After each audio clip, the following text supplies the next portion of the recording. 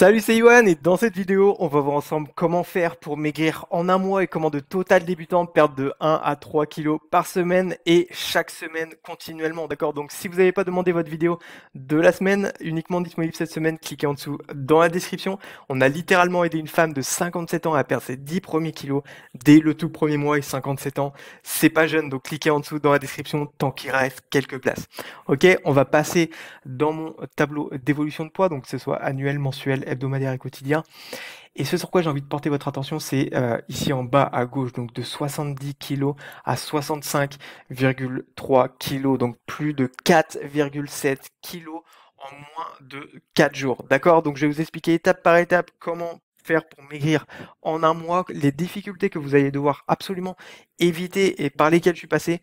Et vous allez réussir à 100% garanti, quels que soient vos objectifs, d'accord? Donc soyez conscient de ça et effectuez exactement ce que je dis. Donc on retourne au tableau, j'ai envie aussi de vous montrer ici de 70 kg à 68 et ce sur quoi j'ai envie de vraiment porter votre attention, c'est cette colonne de droite ici, donc gym, et on peut voir non, non, non, non, non. Donc qu'est-ce que ça veut dire? Ça veut dire sport et que ça n'a pas été effectué du tout, d'accord? C'était en période de pandémie mondiale, les salles de sport étaient fermées absolument partout, peu importe où on était, même les activités extérieures. Donc, ça n'a pas été effectué avec du sport, même à la maison, d'accord? Donc, je vais vous donner deux astuces, enfin deux techniques pour comment faire pour maigrir en un mois. Une à faire à la maison si vous le souhaitez et une à faire en extérieur si vous avez accès à l'extérieur. Et ensuite, la plupart, ça va uniquement être sur votre rythme de vie, d'accord?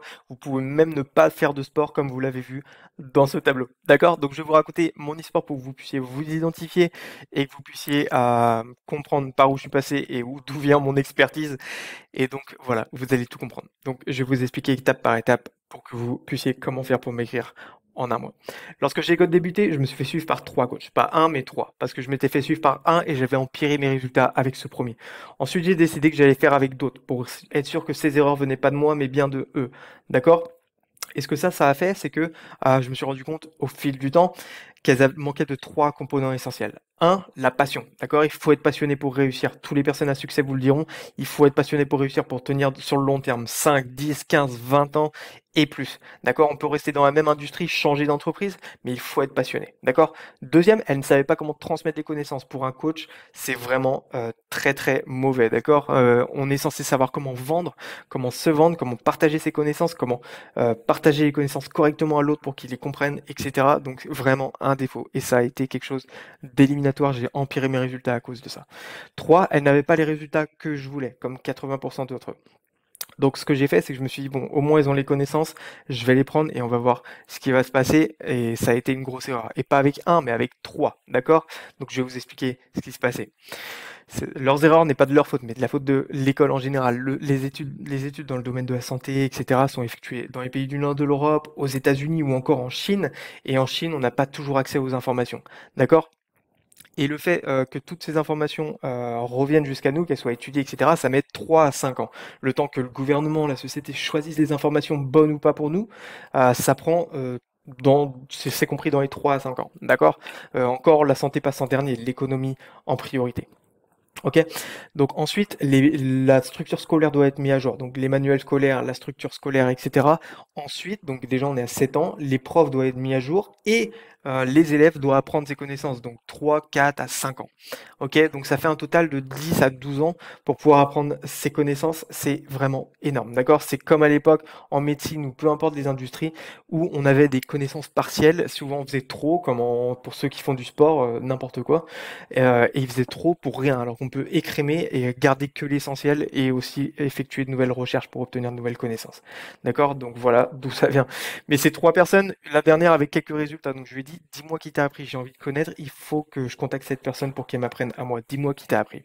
Donc ce que j'ai fait, c'est que j'ai contacté cette personne en Norvège immédiatement, et cette personne de Norvège m'a suivi pendant un total de 2 ans. Des personnes comme lui, il y en a très peu, 1% de la population mondiale et 5% de la population des gens qui font du sport ont ses connaissances. Il a une équipe derrière lui, donc un autodidacte.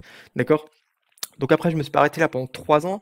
Je suis parti aux États-Unis me faire suivre par un homme de 55 ans qui a débuté son évolution à 45 ans. Ok? Et à 45 ans, il était obèse, 130 kilos, et il a participé à un concours où il y avait de l'argent à gagner. Et il y avait tous les bénéfices pour lui, de l'argent et en plus du poids à perdre, d'accord? Donc il a participé à ce concours de perte de poids. Ensuite, il l'a gagné, il a perdu en quelques mois ses kilos, il a pesé 130 kilos. Donc ceux qui disent on peut pas perdre 10 kilos en un mois, on peut, d'accord? Et je vais vous expliquer comment faire pour maigrir en un mois. Si vous voulez perdre autant, vous le pouvez, je vais vous expliquer comment, d'accord? Donc ensuite, il a été invité à un groupement d'entrepreneurs où les gens gagnaient des millions et des millions d'euros, d'accord? Et ce qu'il a dit, c'est j'ai réussi dans le domaine de la santé, pourquoi je ne basculerai pas ces efforts et ces résultats dans le domaine professionnel pour créer mon entreprise et gagner des millions moi aussi. Maintenant, cette personne de 55 ans que je parle gagne 1 million d'euros par mois dans sa poche après déduction de taxes et paiement des employés, les quelques employés, 6 employés qu'il a, d'accord? Et il passe son temps comme il veut, donc c'est une autre histoire, mais voilà, c'est qu'il a réussi, prospérer grâce à ça, grâce à ce que je vais vous apprendre là. Et c'est important pour comment faire pour maigrir en un mois. Il m'a dit une chose, tu prends les connaissances et expériences que tu as, tu les écrèmes, tu les écumes, tu gardes que l'essentiel. Et ce que tu vas faire avec l'essentiel, et ce qui paraît logique pour vous, mais ce qui l'est pas, c'est que tout débutant va partir dans tous les coins, comme un singe. Qu'est-ce qui est bon, qu'est-ce qui est pas, on sait pas. Donc on peut pas savoir quelles sont les bonnes informations à garder et quelles sont les mauvaises informations à éjecter. Moi, je les connaissais, donc j'ai pas eu besoin de son aide, mais je les ai écrémés, je les ai écumés. Et il m'a dit, tu pourras passer plus de temps avec tes amis et ta famille, passer beaucoup plus de temps à faire des activités que t'aimes, ça va faciliter les choses et obtenir beaucoup plus de résultats, moins de fatigue mentale, etc. Donc, petite anecdote, après je vous dis les étapes exactes pour comment faire pour maigrir en un mois. Lorsque vous brossez les dents, vous brossez toujours, votre dentiste va vous dire de vous brosser les dents de manière souple, pas ferme, d'accord? Pas agressive avec effort, de manière souple. Ensuite, de haut en bas, pas d'avant en arrière, de haut en bas pour passer entre les dents. Et ensuite, en termes de temps, pas pendant 1 heure, mais pendant 5 minutes, vous allez le faire, d'accord? Si vous le faites pendant 1 heure et de manière agressive, vous allez déchausser vos dents, casser votre émail et écarter vos gencives et attraper des inflammations. Et c'est pas ça qu'on veut. Pareil avec votre corps, d'accord? Vous allez obtenir beaucoup en effectuant beaucoup moins, d'accord? Comment faire pour maigrir en un mois? Si vous vous stressez, vous allez obtenir moins.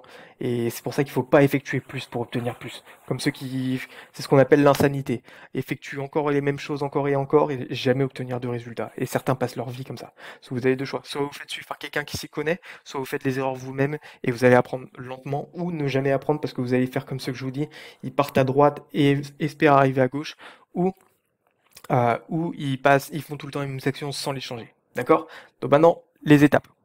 Euh, donc toujours rappelez ça. On fait moins et on obtient plus.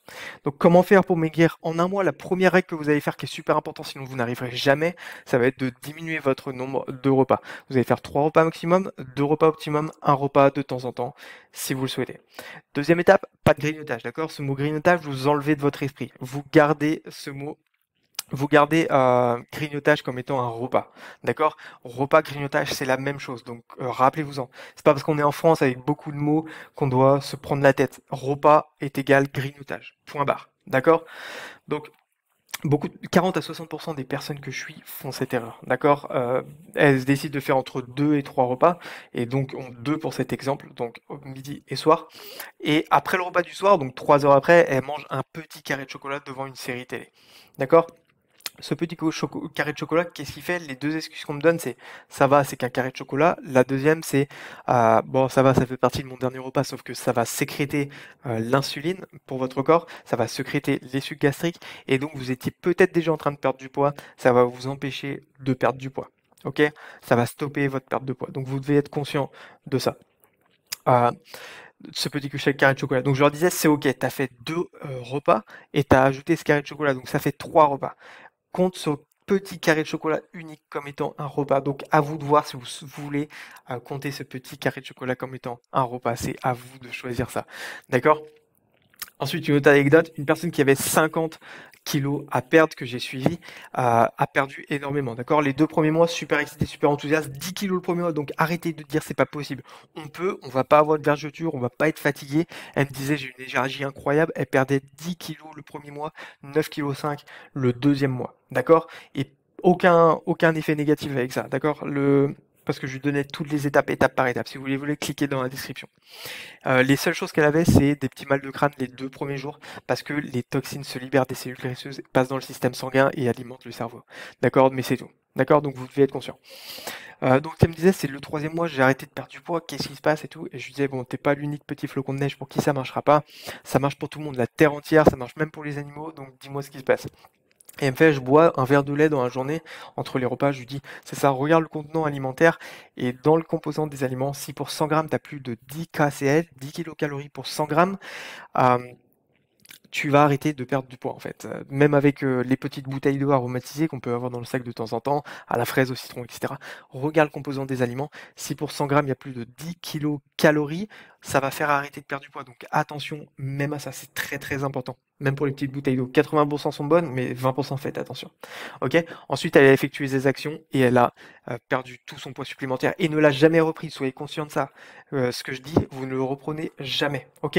Encore, elle a arrêté de perdre du poids lorsqu'elle buvait ses verres de lait, mais elle faisait 12 repas au total. Du coup, si on compte chaque verre de lait comme étant du grignotage, on fait repas. Grignotage, on enlève du vocabulaire.